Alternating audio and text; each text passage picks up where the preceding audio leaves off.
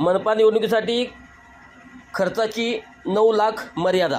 कोल्हापूर महानगरपालिकेच्या निवडणुकीच्या अनुषंगाने मतदान केंद्र निश्चित करण्यापूर्वी शहरातील सर्व राजकीय पक्षांच्या प्रमुख प्रतिनिधींशी महापालिकेच्या स्थायी समिती सभागृहात बैठक घेण्यात आली. विधानसभा निवडणुकीप्रमाणेच खर्चाची तरतूद दरसूची ठेवण्याचा निर्णय या बैठकीत घेण्यात आला. ही बैठक प्रशासक के मंजुलक्ष्मी यांच्या प्रमुख उपस्थितीत घेण्यात आली. येत्या 2 दिवसात निवडणूक आयोगाकडून मतदार याद्या अंतिम करण्यात येणार असल्याची माहिती देण्यात आली. निवडणुकीसाठी प्रत्येक उमेदवाराकरता खर्चाची आर्थिक मर्यादा 9 लाख रुपये इतकी निश्चित करण्यात आली आहे.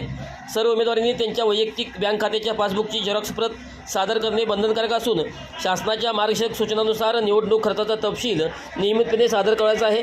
किमान 10,000 रुपयांपर्यंतचा खर्च रोख रकमेने करता येणार असून त्यापेक्षा अधिक खर्चासाठी धनादेश किंवा ऑनलाईन प्रणालीचा वापर करणे आवश्यक राहणार आहे.